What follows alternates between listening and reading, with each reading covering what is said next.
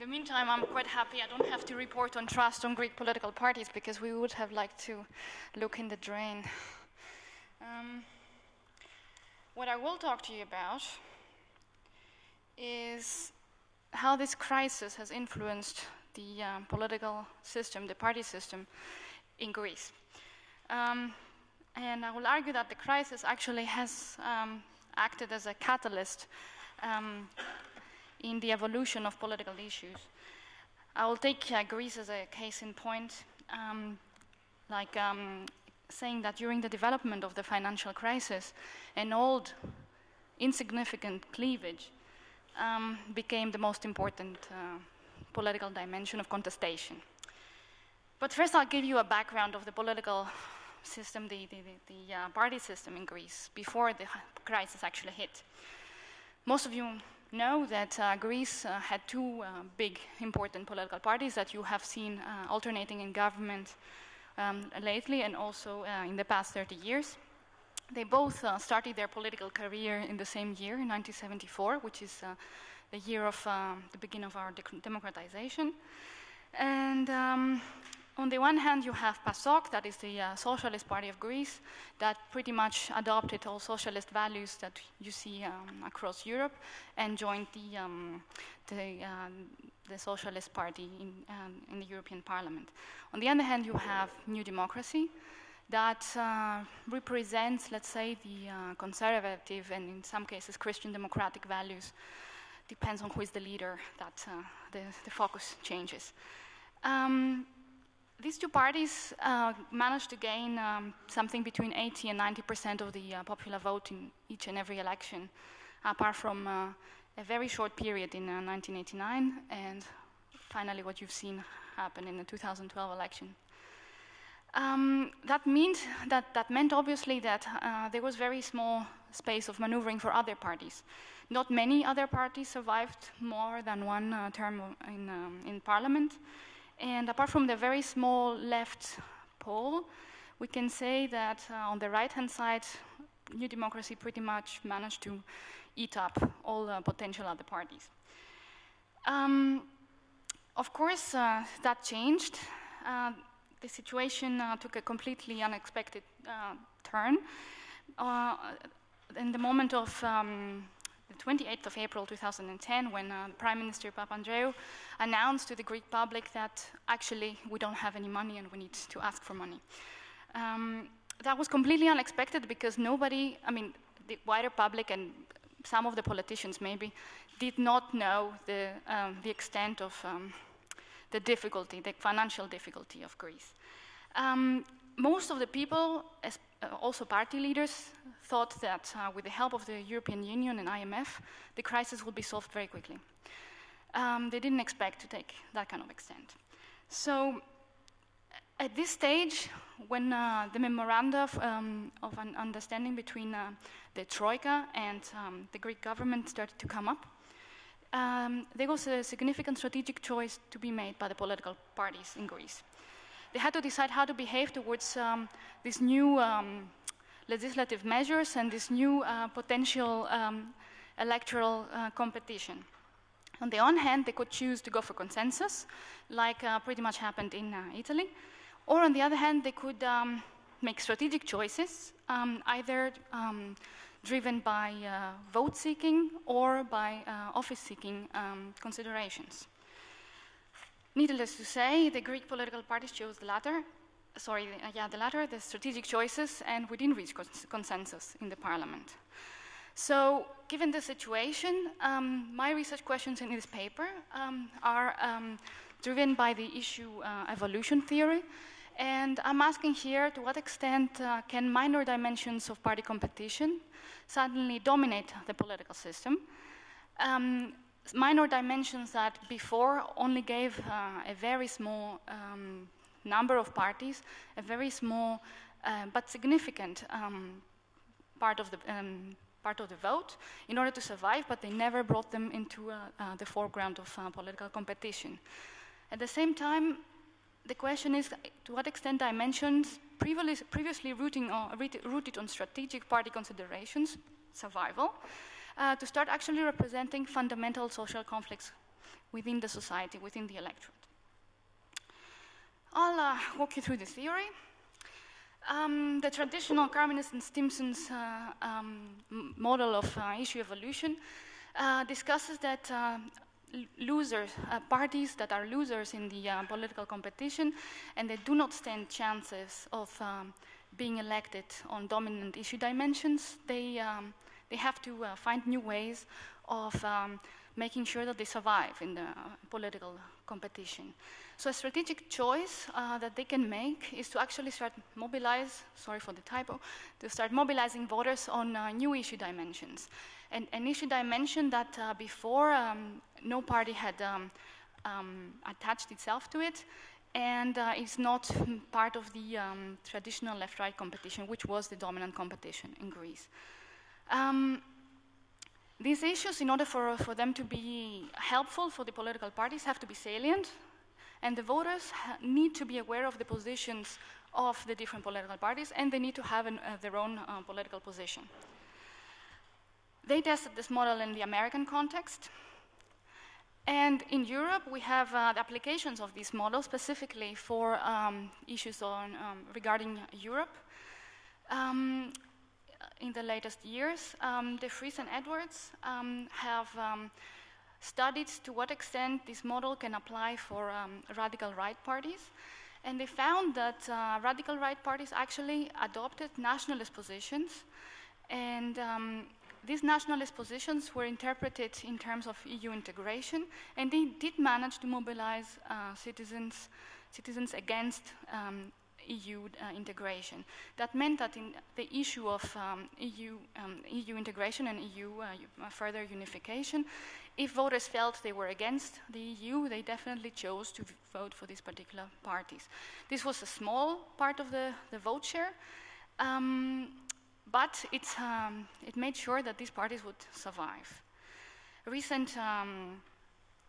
recent work from De Vries again and Humboldt showed that these loser parties take these entrepreneur strategies in order to promote themselves. So they attach themselves onto the divisions between authoritarian and libertarian attitudes, or cosmopolitanism versus nationalism, and they've managed to shift competition towards values on these particular dimensions.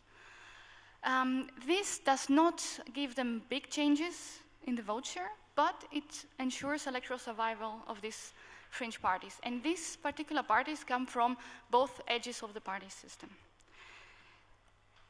So, in Greece, we can attach this model saying that left-right was always the dominant dimension, producing this cartel party system that I discussed before.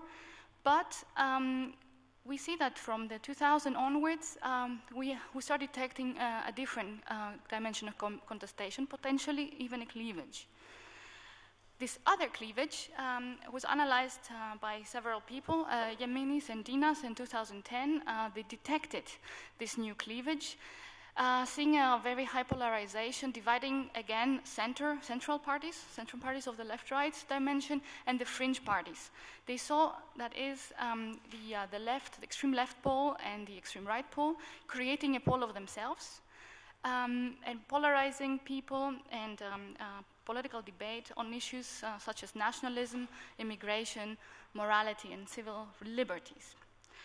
Another group of scientists, Halkiopoulou et al., in 2012 further defined this cleavage, and they actually found that this is not just one cleavage, but it's actually divided between two different things. On the one hand, we have the the Inglehart New Politics idea of progressive versus authoritarian values and issues, and on the other hand, a new idea of this ethnocentric versus cosmopolitan cleavage. This meant that this cleavage, to the same lines as De Vries and Humboldt, they found that this cleavage actually means,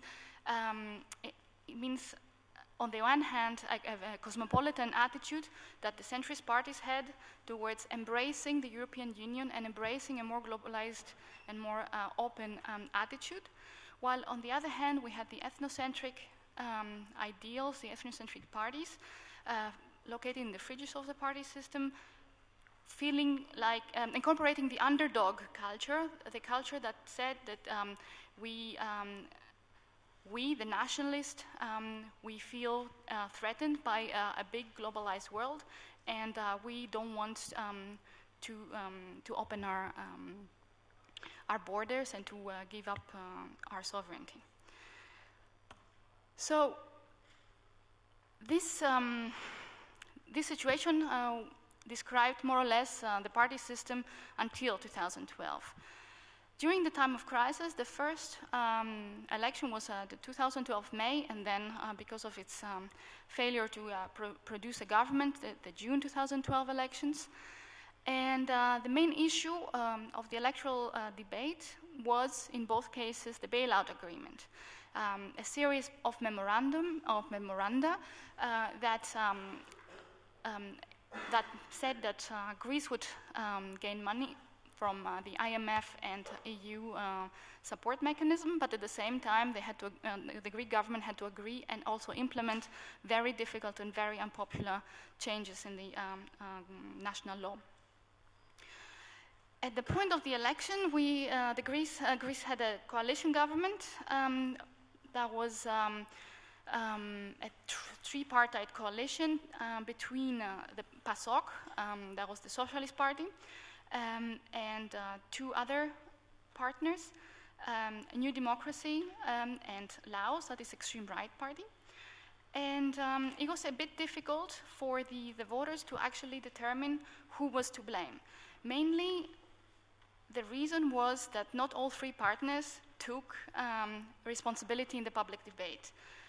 Particularly the New Democracy Party, which was the best, let's say, the best candidate at the time to gain office immediately after the elections, avoided to put ministers, to put its own party members and officers into ministry posts.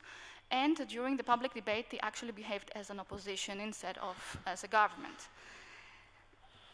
It's a clear strategy, but at the same time, they were voting in favor of all the agreements with IMF and EU.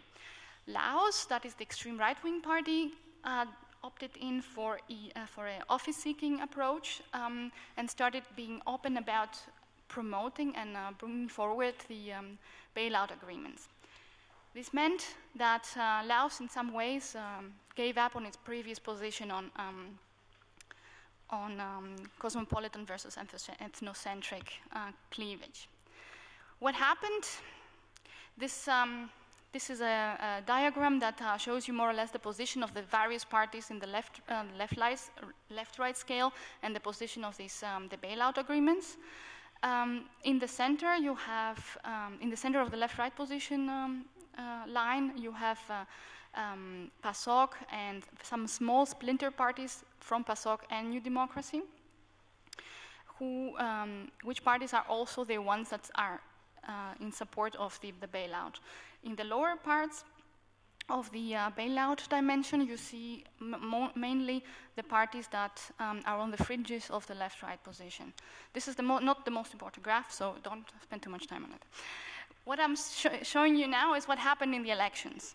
So this is a trend line of electoral volatility, showing that actually in these elections, the electoral volatility exploded. So we have the 2012 on the, up there, showing that it was basically the first election ever that the people didn't vote according to the traditional alignments. This is the effective number of parties. Again, we have an explosion on the parties in the parliament and also outside in terms of how many parties were competing and how many parties entered parliament. So, getting to the hypothesis quickly, I'm saying I'm hypothesizing that the bailout dimension didn't come out of the blue.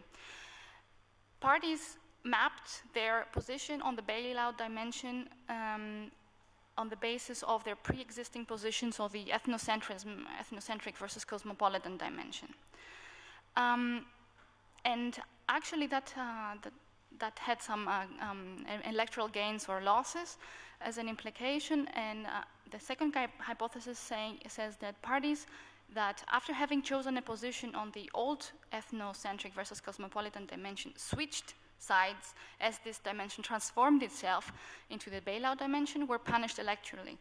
And I'm referring mainly to Laos, that is the extreme right-wing party in the Greek party system, which basically disappeared and gave its position to even a more extremely extreme, almost Nazi party. And the third hypothesis refers mainly to the issue evolution idea, saying that actually this ethnocentric versus cosmopolitan dimension, instead of being just a very minor secondary dimension mobilizing very few people, in this time becoming the bailout dimension was the major dimension that mobilized people. So in order to convince you that actually the two dimensions are pretty much the same thing, I'm giving you some diagrams showing the positions of different political parties on debt and budget crisis, so the bailout dimension, coming from an expert survey run in 2011.